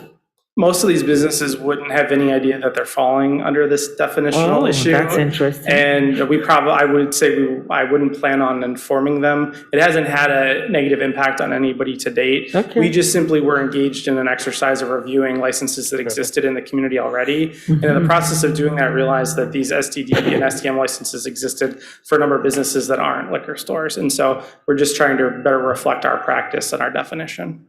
Okay, thank you. Thank you very much. Very nicely done. Vice Mayor Simon. I move that we approve the proposed amendments to Article 7 of the Mount Pleasant zoning ordinances. Do we have a second? Yes. Commissioner Ake? We'll take a roll call vote. Commissioner Alsager? Yes. Commissioner Ronan? Yes. Commissioner Asman? Yes. Commissioner Bush? Yes. Commissioner Eke? Yes. Vice Mayor Simon? Yes. Mayor Perschbacher? Yes. Motion carries. All right. And we're going to move on to our last public hearing for tonight. On the agenda, item number 20, this is a public hearing to change, on the text change to amend sections 154.103, 154.613, and 154.615 of the Mount Pleasant zoning ordinance regarding the types of improvements and applications requiring site plan review and approval. Manager Dissents. So the proposed ordinance change would allow for minor site plan review. Smaller projects would be able to use this service rather than a full site plan review, making most homeowner type projects or smaller projects much simpler to receive approval at the city level. All right, as this is a public hearing, anyone who would like to come forward to the podium and state their name and address in opposition or in favor of this change, please come forward. Do we have anyone in Zoom that would like to speak at this time? No one has their hands raised. Okay. Do we have any emails? No, we do not. All right, at this time, I'm going to close the public hearing. Does the commission have any questions or comments? Commissioner Ronan. Yeah, I'd just like to do a shout out to Jacob Kane for both of these pieces of changes in the ordinance. I mean, it's really nice to see things sort of loosening up a little bit. And I know that just after review, but thank you very much for your diligent work on this. It really is appreciated. Thank you, at least by me. So so this is for any types of improvements to a home or business, or I think you should just sit here so you can just come up. I'll get a stool next time. Yeah. So currently, the ordinance, and this is the site plan review threshold that we've had at least back to 1984, when the previous ordinance was adopted. The only projects that are exempt from site plan review are those associated with a single-family home.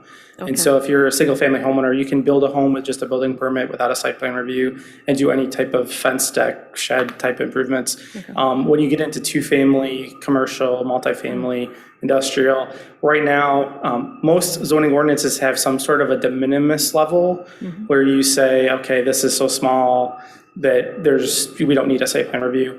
And many ordinances will also have sort of an intermediate tier that says, these are projects that we probably want to check just to make sure it's not being built over a water line, it's meeting setbacks, but we don't need to go through a full-blown engineering review given the scope of the project. And so we've sort of in practice had a de minimis standard. I'm not personally keen on having practices that aren't codified because it's not transparent to the public. And so we've been working with the Planning Commission for a while now to begin to identify what might make sense to include in that exemption category. So that's expanded under this proposed text change, as well as what types of projects they would be comfortable with. And the development team at the city, the staff that reviews plans, would be comfortable having a lower level of detail and review for, and really with the intent of if somebody wants to make an improvement that's going to bring a property into code compliance, like for instance, building a dumpster enclosure, we would probably all agree that that would be probably an improvement to the community and the neighborhood. We don't necessarily want to put them through a full engineered site plan process to do that. And so this creates some breathing space for more of those projects to go through a simpler and less expensive review, pending your approval tonight and approval of a fee at the next meeting. So I'm saying less expensive, pending your action. It would hopefully simplify things and encourage more improvements. Okay, thank you. So me having to replace my roof because the squirrels ate through 12 feet of my section would not have to go through that. It would just be a permit. If you live in a single family residence, that does not now require site plan review, and that would not under the proposed. Okay, all right. We could make an argument that it should.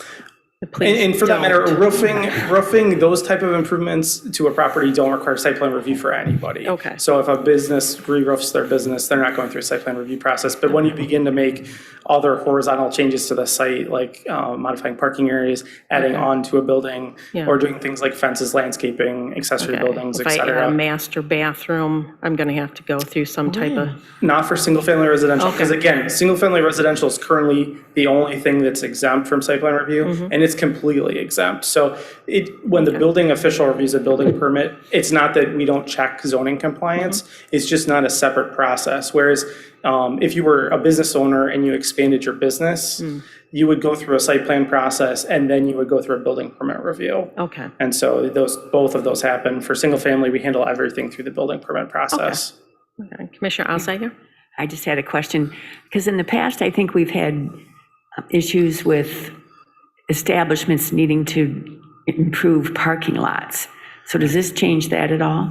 It doesn't. So there was discussion about that back in 2018-ish, and a text change was made at that time that provided some exemption that aligned with the stormwater ordinance. What this does do is it does move some of those parking lot improvements into a minor site plan review and clarifies what can happen without any review at all. So again, just aligning, this aligns with that previous amendment, and it aligns with our practice and our stormwater ordinance as well, so that we have consistent thresholds.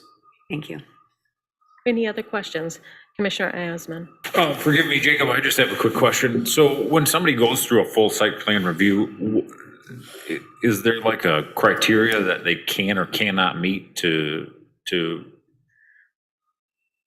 I don't know how to, I guess, so the project doesn't come to fruition? Most often, no.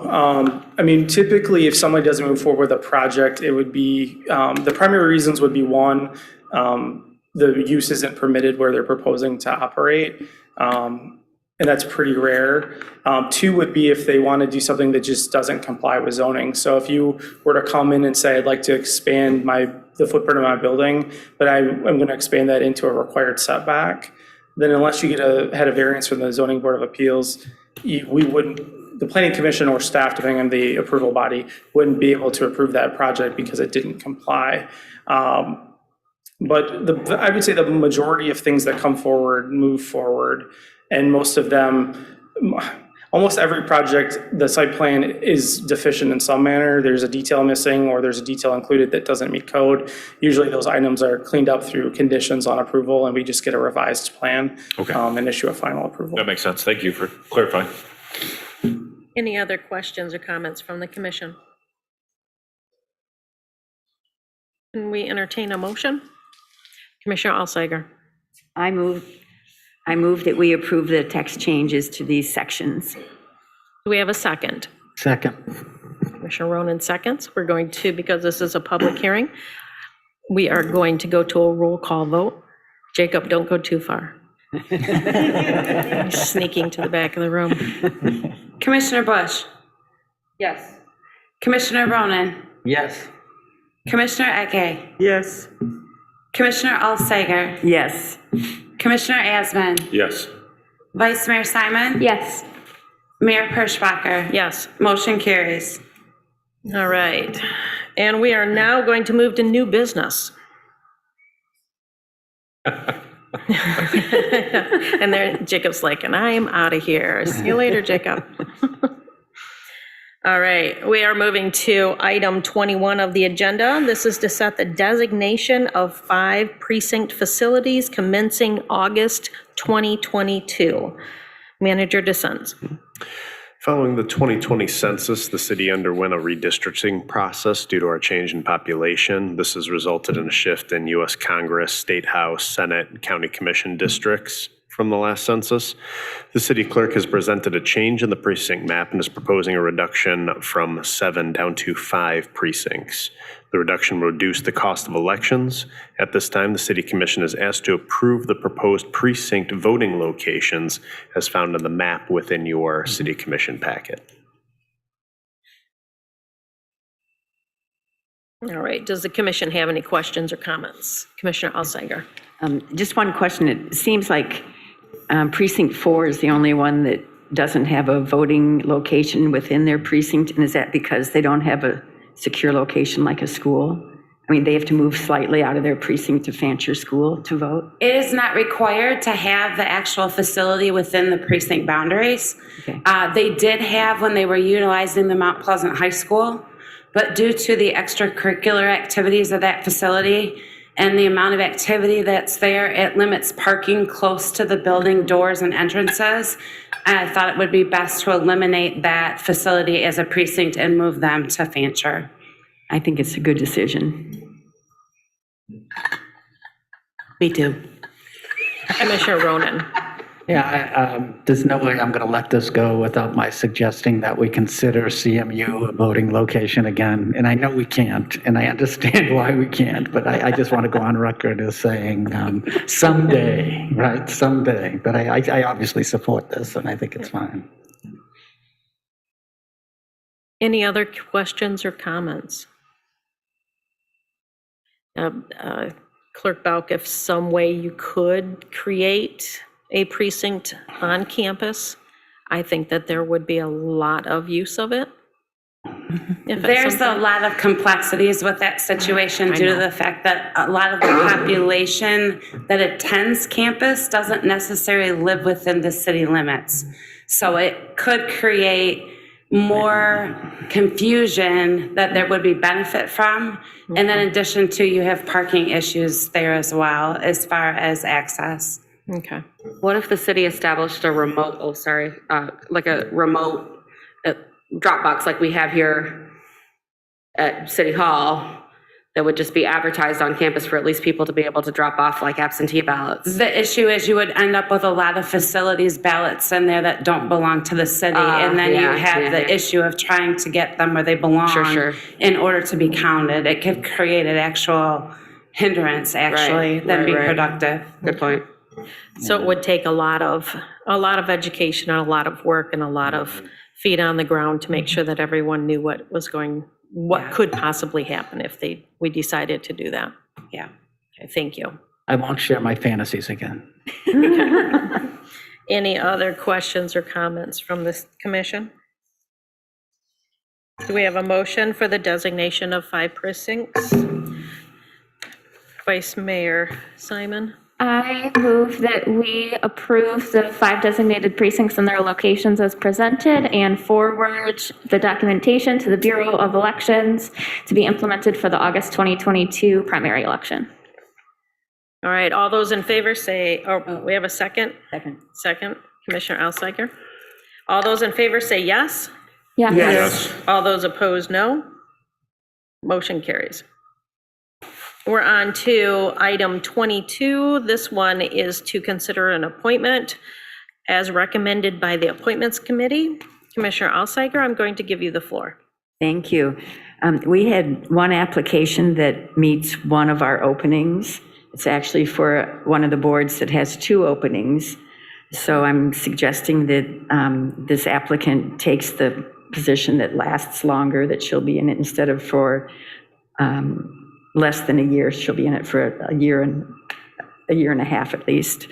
And so we're recommending Dr. Amanda Garrison to join the Historic District Commission. She has some really good credentials. She's a sociology professor at Central and has an interest in infrastructure, labor, industry, and architecture. And unfortunately, when I talked to Michelle about this commission doesn't meet very often, and I don't think her skills will really be put to much use. So I'm going to suggest to her that maybe she joins another commission as well. All right. Do we have any questions or comments about Amanda Garrison? I fully support that, Dr. Amanda Garrison. Commissioner Eke. Sorry, God. Commissioner Eke. In the back row. I can't see it. Parliamentary Well, procedure. you should get those, what the bicycles wear. We'll get you a mirror, like for the kids, so you can see it. Commissioner Eke. Dr. Garrison is a very good pick, let's put it that way. She is the current president of the Faculty Association. She's knowledgeable, she's committed to this city, and I think she would contribute tremendously to this particular body. So yes, good choice. Thank Okay. you. Commissioner Bush. She's going to be my new neighbor. She just bought the historic home 2 doors down for me. Excellent. Anyone else have any comments? Okay, Sure, George? You sure?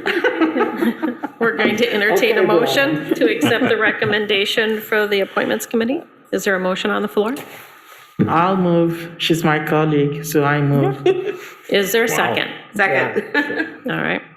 We have a second from Commissioner Bush. All those in favor, say yes. Yes. Yes. All those opposed, say no. Motion carries. Now we're going to move on to the added point on the agenda, item 23, which Commissioner Alsteiger brought in that she'd like to open up the discussion of Broadway Central. Commissioner Alsteiger, can you please take the floor? Sure. Most of you probably got the same number of emails and random conversations with friends and colleagues that they have extreme disappointment in our decision. And I'm wondering if that's a decision that we can revisit. What would that entail, Manager Dissents? Wasn't it a budget amendment last time? That's correct, and I do have some information with me here. Give me 1 second. Yeah, it would be a budget amendment of $30,500. What was being requested of the City Commission was to consider Broadway Central for the 2022 year. Let me see, and that was May 2nd through October 11, 2022, and to consider a budget amendment of $30,500 from the fund balance for economic incentives and to provide direction to staff on desired events and activities. So that's from the memorandum from the last City Commission packet. So that was what was before the City Commission. In order to be considered at the subsequent meeting as such as this one would require a 2/3 vote, if I'm correct, City Clerk. If there's no change in the verbiage to the original motion, that's correct. Yeah, I'd like to. Commissioner Ronan? Yeah, I'd like to. When we first did this, we did sort of a deep dive, and I circulated stuff to people on the commission. I pushed for closing Broadway very heavily. There's been lots of research. This initially came up in around 1970, where cities started to do this, the late 60s. And it's real clear that most of the cities that did this had reversed it. The one thing that seemed to predict success was having a university. So cities that were associated with the university had these closed-off areas either for the summer or permanently, and they seemed to be quite successful. So I pushed this initially. Unfortunately, I don't think the city staff coordinated it in a way it needed to be done. So for 2 years we've done this, and there were just no activities. I don't know what to say. You'd get down there at night, and it'd be sad. There'd be nothing going on. No one was there. The streets were blocked off. On Sunday, all the restaurants were closed. There was no one there. You couldn't get anything to eat. I'm absolutely in favor of doing this, but not before I see a list of why we're closing it. So, could we have church choirs singing once a week? Could we have bands singing once a week? Could we have the Mount Pleasant Dance Studio performing there every once in a while? Could we have some reason to close it? But just closing it down and putting tables there with umbrellas so that people can have their lunch there, I'd say we put the tables on the side, have them have their lunch there, and keep the traffic going. There needs to be a concerted effort, and we need to have these businesses involved. There needs to be some thoughtfulness, and I just haven't seen that level of thoughtfulness that I would need to vote to close that street. If my understanding is that what happened partially, and I'm sorry for being so long-winded, my understanding is what happened partially is it went from the downtown development director's office to the Parks and Recreation, who is supposed to coordinate these events now. And I love the Parks and Recreation, soccer, they're overwhelmed with work in terms of what they're doing. They do an excellent job, but I'm not sure that they've risen to the task of doing the downtown. It's lackluster and embarrassing. Commissioner Ake? This afternoon, I actually took a walk just to see, the space that we're talking about. And it's a block. I know that in other cities, I mentioned East Lansing last time that we met, where they have closed a section of the downtown and created events. And I do agree with my colleague. The reason why I didn't support this last time was because I didn't see a list of events. It's my understanding that the Park and Rec unit has been in charge of this.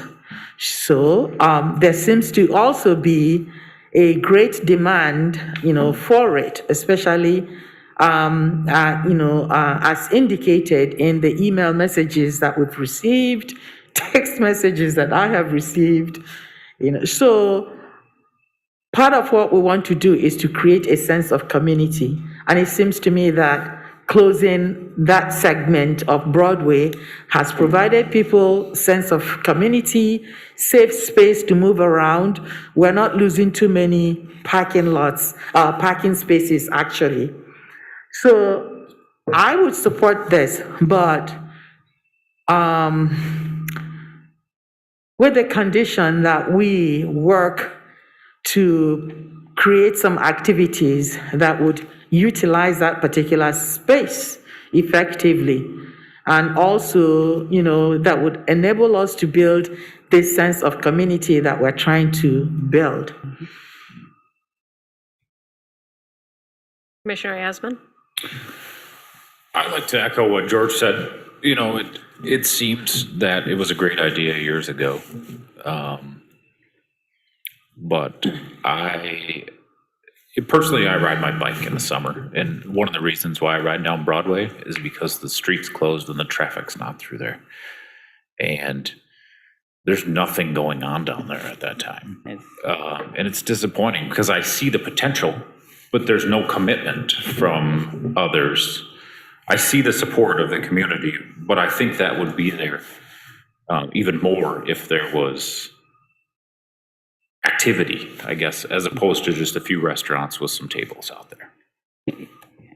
Can I, oh, I'm sorry, go ahead. Commissioner Bush? I agree that there is an issue of not enough activity down there. That doesn't mean we should cut off the program at all. That means that we should work to improve it. I think we did make this decision, I mean, obviously to close the city spontaneously like that because of COVID. And we just went with it as a plan for social distancing, but that was the reason why it was started. It wasn't started as a recreational program. And yes, it was kind of, a lot of our downtown events was passed over to Parks and Recreation, but that's been going on for, I think, less than a year. And so we have some time to learn on this, I think, and I don't think that means we should stop the program completely. Also, it takes a while to kind of train people to know that, oh, our downtown's going to be closed. But yes, the more activities that we do in that downtown location, the more people are going to be drawn to that location. I did hear the very legitimate concern about access to accessible parking, which everybody knows that our downtown has trouble with accessibility, period. That doesn't mean that we solve those problems simply by opening that street back up again. I think there's other ways that we need to solve this problem of accessibility and address parking in other ways than just a couple seats or a couple spaces that are taken up by closing up that block. Maybe we need to look at other areas where there's accessibility that could be created for that area. I just don't think we should abandon it just because it doesn't seem to be working after we kind of threw it together during COVID. Commissioner Ronan? Yeah, I'm not suggesting we abandon it either, but what I want is a list of stuff that the city's going to do, the city's going to organize, or a list of events that are going to take place with the businesses. Absent that, I think it's a fool's errand. I think it's lackluster and it's embarrassing. I hosted a concert down there where we had a couple bands come down, and it was absolutely embarrassing to have 120, 150 people come to town and have everything there closed. So when they wanted food, they had to go to Burger King, or I mean, if you want to have a food truck there when you have events, or you want to do something that's meaningful, but basically what people learn is don't go downtown, because when you go there, there's nothing to, and I just need to see more. I need to have more in terms of proposals or stuff that people are going to do. I don't trust it. I've trusted it for 2 years. I'm done. Commissioner Ake? But I think, I suppose you might say this is the case of the chicken or the egg, all right? So without the promise of space for these activities, so we may not have those activities. I spoke to Michelle Sponsler this afternoon to find out what sort of things, might happen, to discuss what sort of things are possible. Okay, my understanding is currently that the Parks and Recreation people manage the events. Am I correct? For the downtown, for that space. That the responsibility for creating events or activities for that space was handed to Parks and Rec. Am I correct? That would be correct. Okay. So how about, in that case, therefore, how about we have whoever directs events for the city perhaps coordinate with Parks and Rec and the businesses to give us a list of what is possible. That's what we're not getting.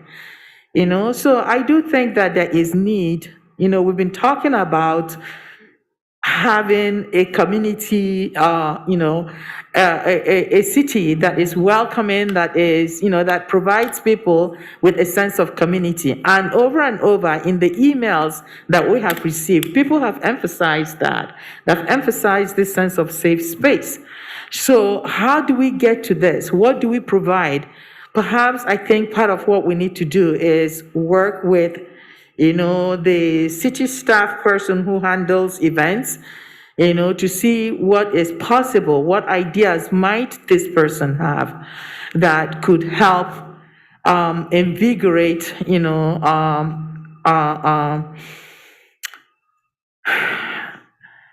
the use of that space, or at least that might make it possible for us to have activities that will bring more community involvement and energy into that space. We also have to think of the fact that businesses would benefit, wouldn't they? And even if we didn't close that space, some of those businesses use those parking spaces, don't they, during the summer? Okay. So what is, what are we fighting about here? Vice Mayor Simon?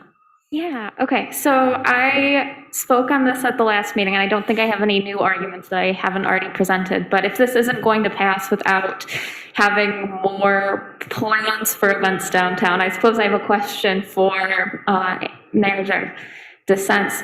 Would it be appropriate to request like an action plan from the city staff on coordinating with businesses, what we can do to get more events, and then bringing back the budget amendment for us to vote on?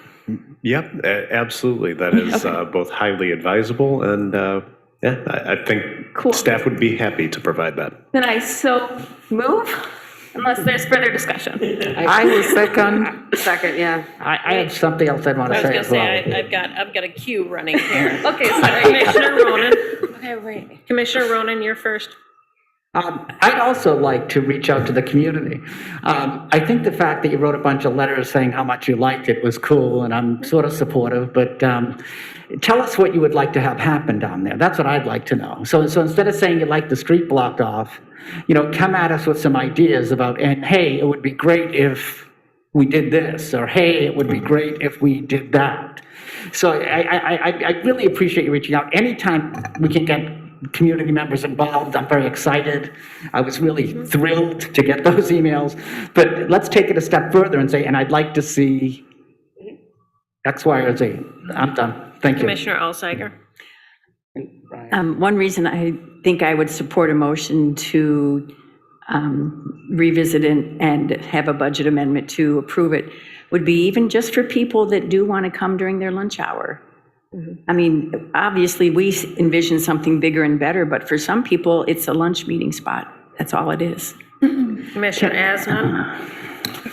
Forgive me if I'm wrong, isn't Michelle's title or her role at the city manager of Dissents to do events in downtown, or am I wrong? Yeah, really, the roles just kind of changed over time. So she works with the downtown TIFA, and I think their focus has changed over time. And so it sounds as if it has gone back and forth between infrastructure, streetscapes, events, and this just kind of turns over as boards turn over. So it's not, uncommon for these sort of things to happen. Who would be our point person, I guess, if you will, that we could, at the city staff, to work with? Yeah, as far as the downtown goes, it's Michelle. It's Michelle, okay. It's Michelle. Because I was just a little concerned when she said that we have Dickens Christmas downtown and can't get businesses commit to being open.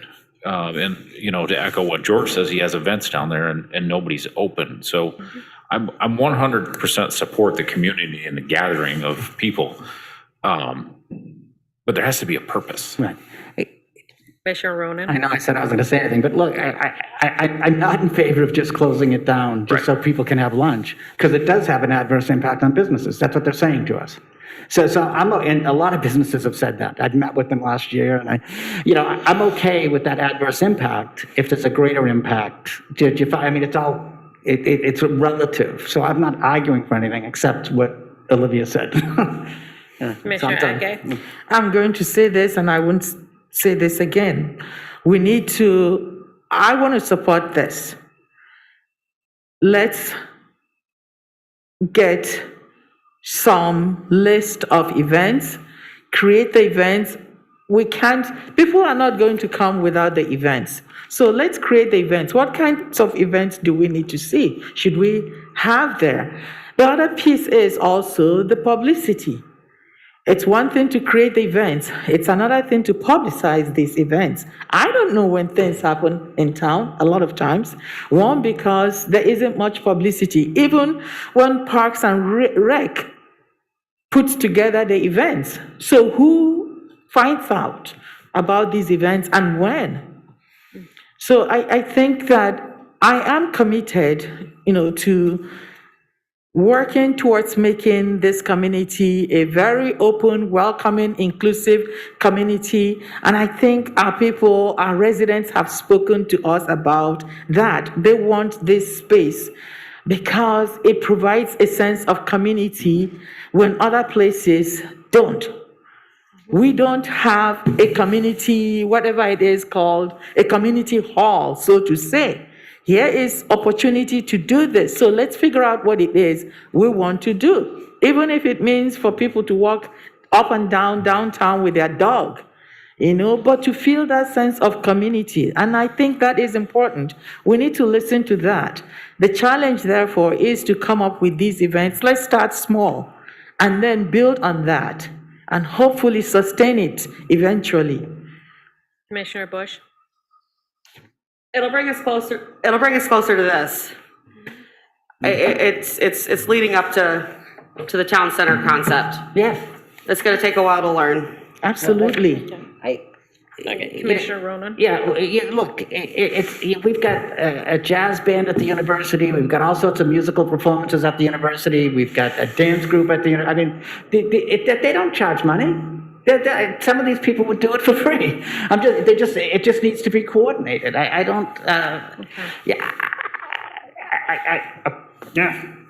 Okay. Does anybody? I just have one final note, and it's quick. Does it have to be closed all the time? How is that? Can it be reopened? Certainly it could be reopened. Is that Is it feasible? financially responsible to do? Financially responsible, it would be obviously more time dedication to have the crews do it. But the one concern I would also have too is when is it going to be closed? And I suppose if you're driving there, it's just something you just have to deal with, I suppose. If you found, all right, it's closed this date, not this date. Not impossible for folks to work around, though we do like to try to condition people that it's going to be closed. Okay, so what I'm going to ask from the commission is, does anyone have anything new to add? Because it seems like we all are under the same understanding here. Anything new? Just this. Okay. Commissioner But Ake.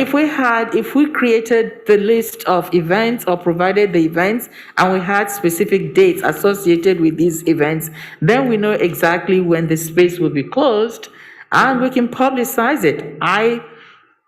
Publicity is everything. Okay. That's it. I'm done. Commissioner Alsager? Well, we already did get one bit of information that the Saturday farmers market will close that block.